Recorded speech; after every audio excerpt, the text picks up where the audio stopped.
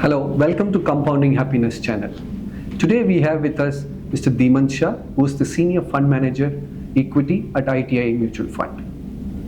He oversees more than 3,500 crores of asset under management under various funds, and he has got more than 25 years of experience.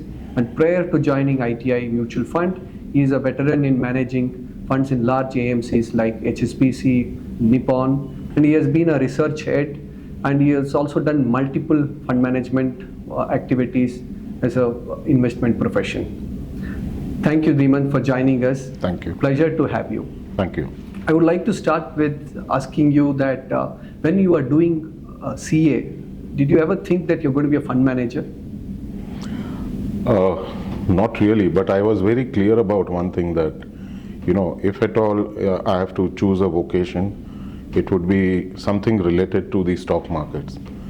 And I was very excited by the materially disproportionate risk reward if you got it right. So it told me that the wealth creation and the possibility of creating limitless wealth was far more on this side than doing the rudimentary practice of CA. And practice of CA meant that you not only compete with more and more CAs entering, but also you needed proficiency or a very high amount of knowledge in one particular segment of that vocation. So I chose this, and I'm happy that I took that decision. It's nice to know you chose to be a fund manager, and also in 2019. No, I mean outcome of that was a fund manager. In those days, of course, one couldn't have procrastinated that. Would I become a fund manager? Yes, possibly.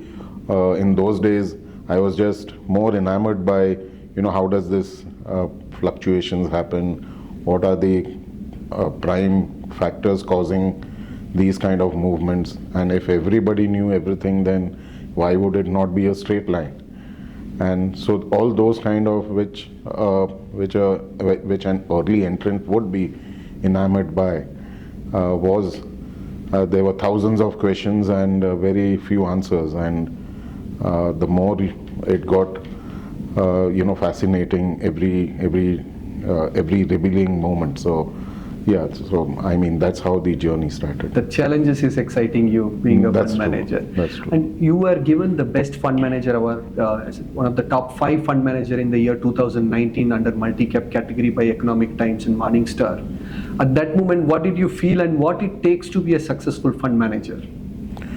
To be a successful fund manager, I mean the feeling is ecstatic because you are competing with some of the best brains, and it's not very easy to keep on performing. So a couple of things that need to be successful. Number one and paramount is being humble, not getting carried away. Number two, possibly reading up as much as possible. Number three, the classic scuttlebutt. You meet as many possibilities, not only the company itself, but also the customers and the paraphernalia associated with any company. Hence, kind of completing your understanding about a sector or a company as it may. And last but not the least, following a disciplined regimen on the way you want to track companies. So be it reading balance sheets, be it running screens, be it talking to customers or competitors, and so on and so forth.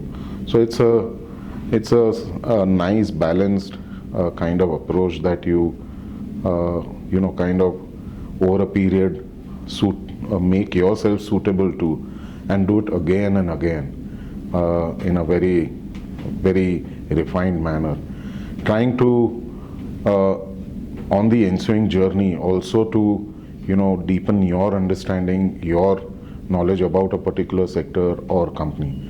And once you have done that so many times, then to an extent it becomes an autopilot. You don't have to then struggle once you have done a few things correctly, rightly, and time and again in a processized manner, then you don't have to, it comes automatically after some time.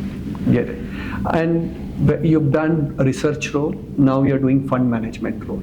And in an AMC setup, there are research team, analysts, and there are fund managers.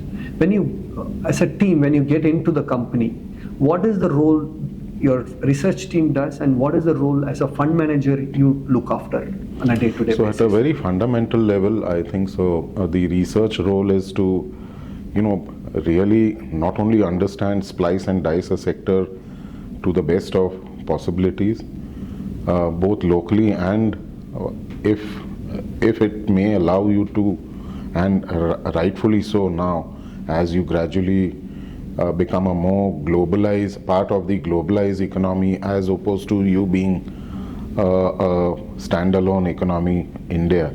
Now slowly the world is recognizing you. Events worldwide will impact industries, companies, as the case may be. So not only do you study the sector inside out, splice and dice, but also the company, and hopefully, engaging far more in a meaningful manner apart from the numbers. So partly, so to say, it's both an art and a science. Science to the extent that it is decipherable by way of numbers, and art to the extent that you understand the software aspects of what competition has to say, customers have to say, what the management does, how they replow resources back to not only grow in the existing product portfolio, but also look at new avenues for growth and take the company to the next level. So all of these parameters are important. Okay. And as a team, when you're selecting a stock for the funds which you manage, under ITI, what are the criteria you look at before buying a stock into a funds portfolio? So like I said, the most critical and most ingrained parameters one would want to look at is number one, what is the size of opportunity. So once you get the size of opportunity right, it cannot be that in a very small size of opportunity, if somebody is already a leader, let's say the market itself is, just for an example, let's say the market size is 1,000 crores, and if some company is already dominating that market size by way of having, let's say, 50% share, then the scope of further growth is automatically limited despite him being a leader. So ideally you want to look at companies with, let's say, some sector that has the size of opportunity, let's say 1 lakh crores, and the company itself is 500 crores. So it's a small fish in a big ocean, and even if the fish grows meaningfully, you won't hit or you won't upset the ocean, so-called.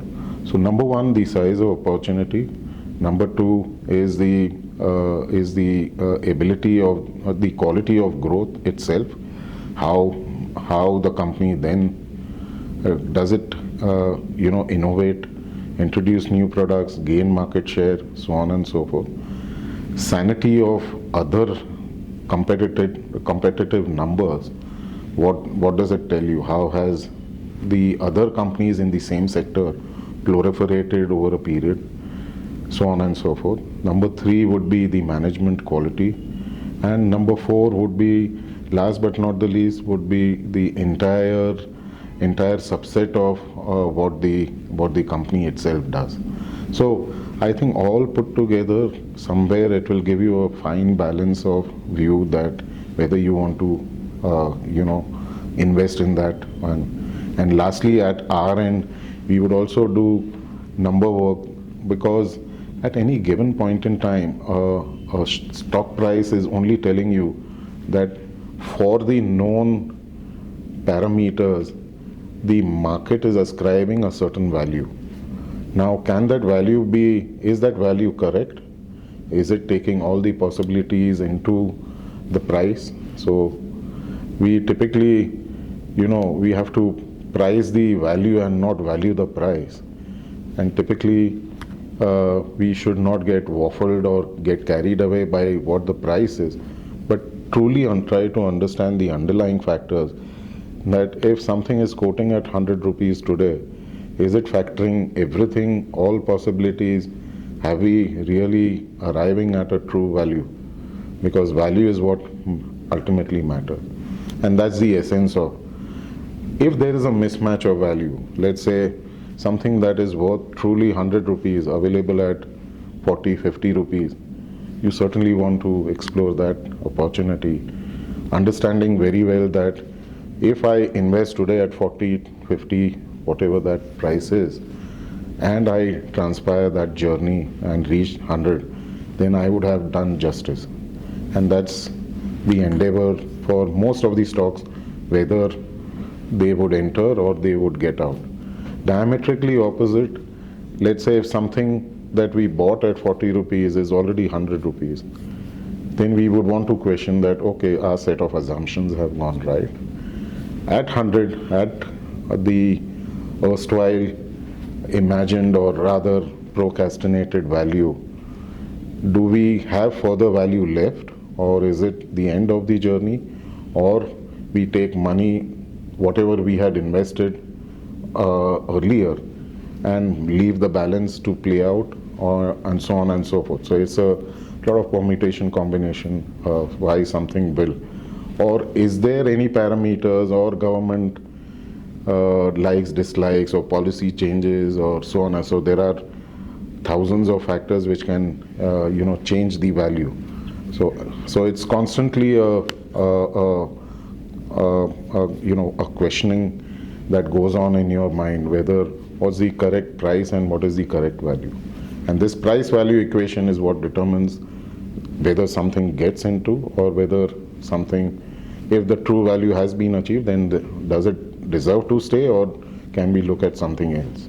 Get it. And you touched upon the management quality, right? And as a fund manager, you also meet the managements regularly, and you read the balance sheets, and balance sheets are now very transparent. All of us have access to. Yeah. So when you meet the management, what are one or two things which you look at in the management before you judge them? It looks like a sound management team, or very ethical, or the right management team to deploy our investors' money. Again, it's judgmental, and given experience over the years, you look at both softer and the nuances of the quality of the balance sheet, the disclosures.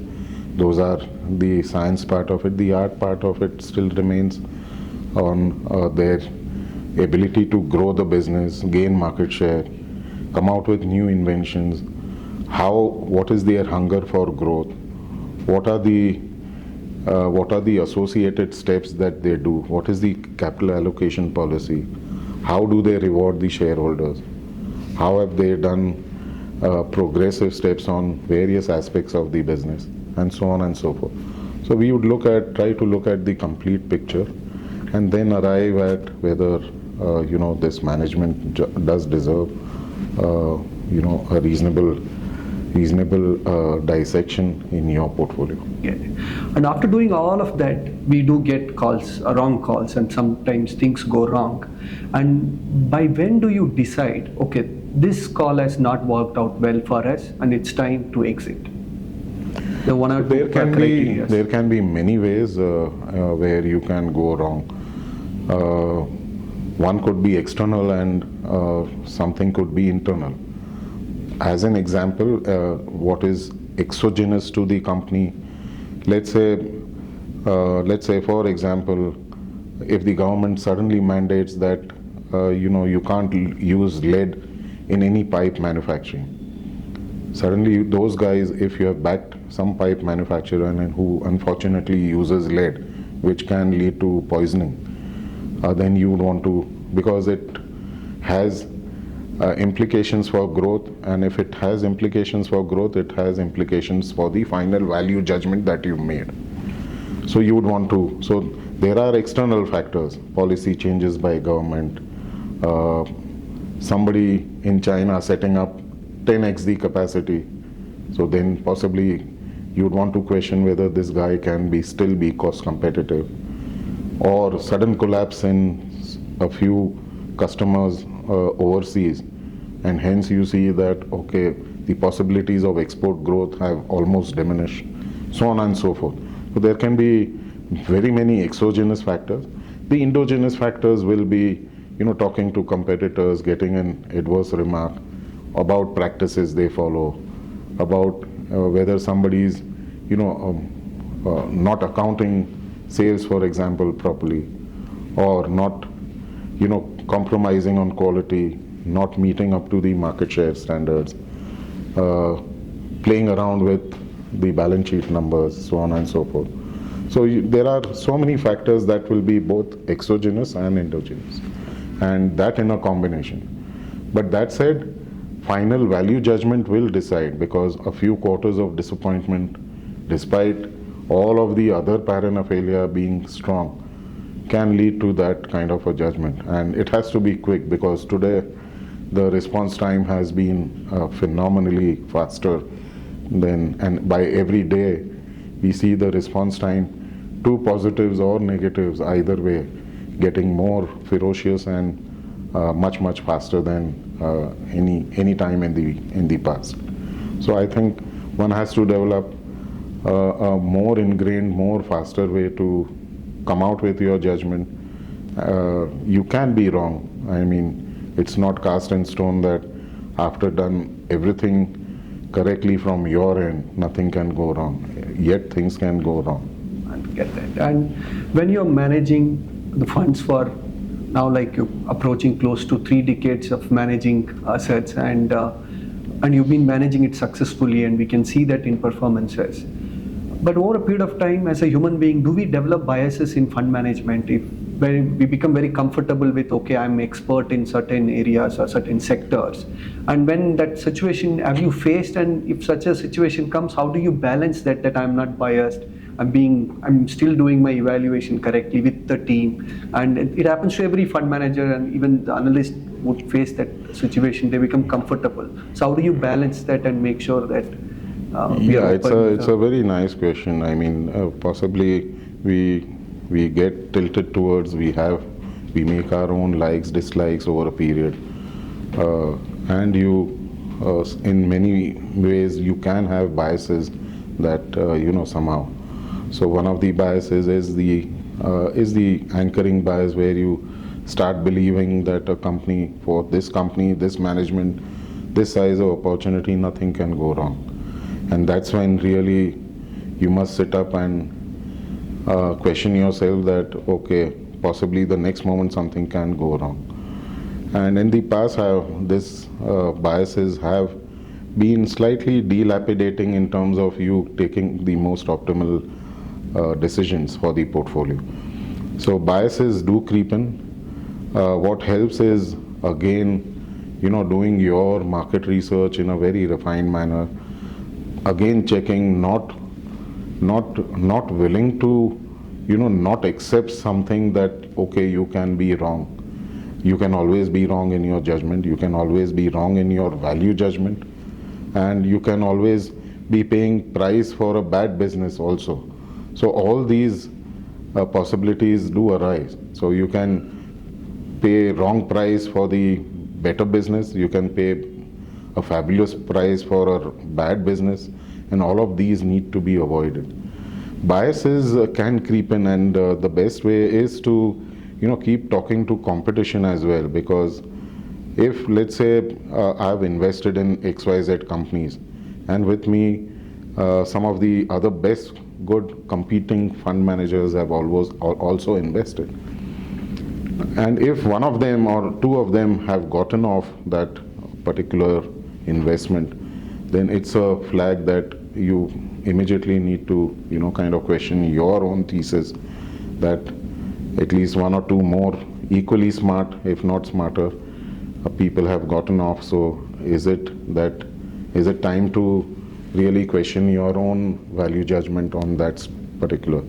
So some of these checks and balances do help overcoming biases. That said, biases will still remain. Over a period of time, one must need to at least, if not eliminate, at least reduce to a great extent those biases. Get it. And you've been a fund manager for this long, and then you will always have some gurus you would have looked at when you begin your fund management journey. And do you have any guru, and what is one of your favorite investment quotes? No, so in Indian diaspora and abroad, you have enough and more, and all of them have some qualities. So you would read up on those gurus, from Warren Buffett to Peter Lynch, to all of those guys. And locally, you have had the great guru, Mr. Jhunjhunwala, to Mr. Damani, to Bharat Shah, to a host of guys who, all of them brilliant in their own right way. And there is always bits and pieces to learn from all of them and assimilate what you can practice on your own, suiting your own style, your own understanding and all of that. It's never a single splice and dice will meet all the possibilities. It's bits and pieces, and the best bits and pieces from everywhere to assimilate and kind of ingrain it so that situationally, whenever it arises, you can respond. Right. And one of your favorite investment quote, which immediately, whenever you think of a quote, comes to your mind when it comes to investment? None that I remember offhand. A lot of them, but nothing comes to my mind immediately. But yeah, I think I would say that just live for the J curve, because compounding has been amongst the eighth wonder, if that quote goes correct. Compounding, be in this game for compounding, because it's the eighth wonder of the world. And I think India somehow would be staring at that journey very, very soon. So stay invested and stay rightfully invested to really benefit from this wonderful journey. Right. So you've touched upon compounding, and as you said, as India is growing, the compounding will benefit our investors. What all sectors do you foresee next 10 years? There is no single sector, but like I said, recently the government clamped down on almost 3,000 items that can be imported under the defense. Minus emergency, you have to indigenize these products. And so the kind of size of opportunity that opens up for companies catering to those particular items in the defense area is meaningfully large. So as we graduate from becoming a 2,500 per capita to a 5,000 per capita, I think the underlying industries that will see a sea change will be so very many, virtually most of them. So in any growing economy, the lifeline and the bloodline still remains with the banking. And by far the banking has undergone a sea change. Today, they have some of the most advanced tools, and surprisingly, most of the things can be done via your handset. You don't even have to visit a bank. So banking, travel,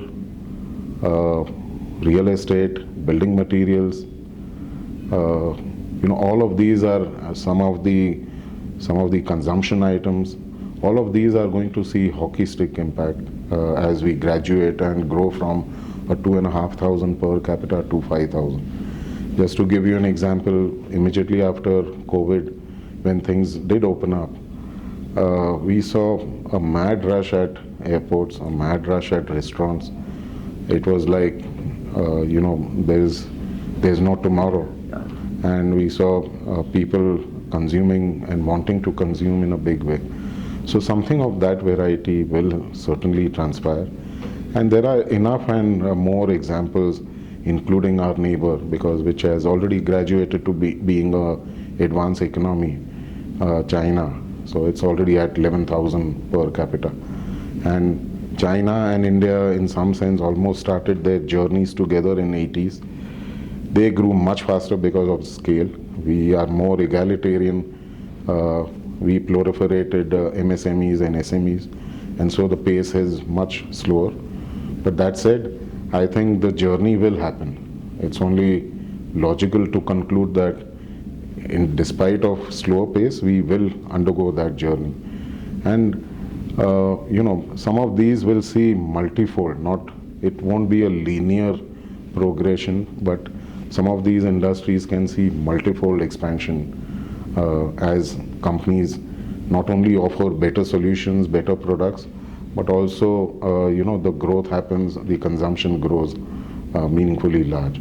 So all this in a combination will see the outcome will be non-linear. It will be more geometric compounding rather than an arithmetic compounding. So if I have to tell listeners that various sectors are going to do well, many sectors in that sense, and there's a huge compounding opportunity because many sectors are going to do well and they're going to do it for very longer duration. That being said, there is a concern about current valuation, right? There are investors who are sitting and watching that market has already rallied so much. It is at 71,000 levels. It is touched 73 plus, and I'll wait for the correction and then invest because it is expensive.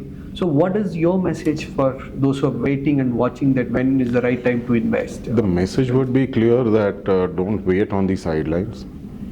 At the same time, you can dabble into, if once you have dabbled your feet, you can experience. You can't experience, swimming by sitting on the wall. You have to wetten your feet. So I would suggest that in whatever, even if it is in a smaller manner, at least dabble into it, number one. Valuations will never fall or try to correct themselves to suit your palatability. One has to again dabble into it because there are very few options available to an investor having a reasonable surplus after having met all the requirements. So today an household, after saving on account of and consuming, if it has a reasonable size of savings, what are the opportunities available? Let's look at that. After having even met your tax obligations, there are few. You can't go into gold, you can't go into real estate, you can't go into, what would you go into, FD? That's doing massive misjustice to your own returns, or it is far suboptimal to your own returns. So what are the avenues available? Of course this. Yet financialization of assets has not happened in India in a meaningful way. Even after the reform process started. When the reform process started, it was around 3%. Today, give or take, it is around 9%. Globally, the ratio is about 40 to 50%. And at 9%, we have been able to offset the entire FII outflow. So at 40-50%, you can imagine what will happen. There cannot be always a right time to start or bad time to start. SIP or systematic investment has proved enough and more that even if you have started your investment journey but done it systematically over a longish period, it would yet outperform reasonably well. So I would suggest that to investors that start in a small way. Once you start having the flavor, you can push the pedal on bad days if you want to really time it. But otherwise, I think so we are staring at a journey and a wealth creation as India graduates from being an underdeveloped country to a developed nation, and in its own might, in its own right. And this apart, I think we would have even grown mightier in some of the unknown sectors, like maybe a semiconductor sector would be coming up, defense would be coming up. You would also grow in some of the other areas where we haven't been so large so far. So a host of things is happening. Renewables per se, it's not even represented correctly in the underlying indices. And that's a huge sector that's going to grow multifold in the ensuing years. So I think the size of opportunity is massively there, and it's only to your own peril that if you miss out on this fantastic journey that I can see. Great. So there's great opportunity. We have to make sure that we benefit from this opportunity. Thank you so much, Dhimant Shah, for Thank you so spending much. time with Yeah. us. It's a pleasure to interact with you. Thank you. Pleasure is mine. Thank you.